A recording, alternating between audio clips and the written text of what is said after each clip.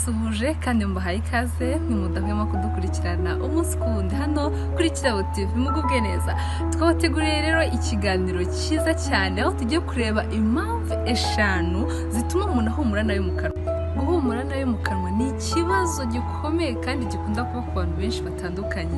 Ugifite akaba yagira ipfunwe ryo kujya mu bandi, akaba yagira ipfunwe ryo guseka kuko aba yumva naseka abo bari kumwe bari bukumve impumuro mbi mu kanwa. Bityo rero ngiye kubereka izo mpamvu, mbereke nuko mwabyirinda. Impamvu ya mbere ituma umuntu ahumura nabi mu kanwa ni isuku nke y'amenyo.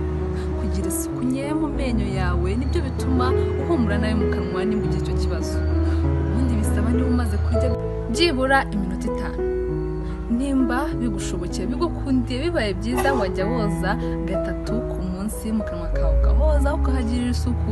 Nimba bikunaniye cyangwa se ntuterere iyo ngiyo, byibura ujye ubikora rimwe ku munsi nubona byanze.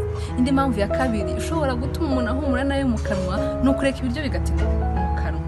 Iyo ibiryo bitinze mu kanwa kawe kwa kundi urya ukaba waterera iyo ngiyo ukabyihorera, bishobora gutuma nanone ugira umwuka mubi mu kanwa kawe.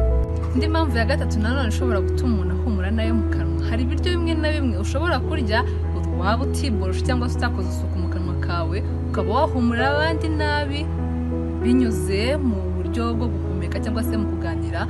Waseka bakumva urahumura nabi mu gihe ushobora kuba wariye nk'ibitunguru byinshi se wenda bya bindi biba ari nka salade bibisi, nanone ukaba warya na tungurusumu. Ibyo biryo bishobora gutuma uhumura nayo mu kanwa.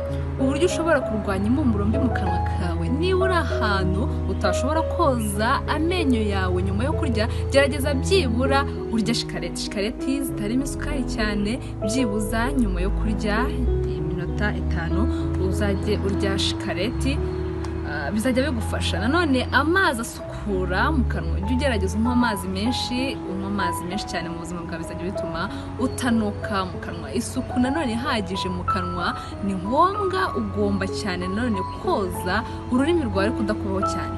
Ikindi kizagufasha kutagira impumuro mbi mu kanwa, jya ugerageza uhindure uburoso bw'amenyo. Uburoso ukoresha wiborosa, ukoresha uri gukora isuku mu kanwa kawe, gerageza byibura nyuma y'amezi 3 uhindure uburoso.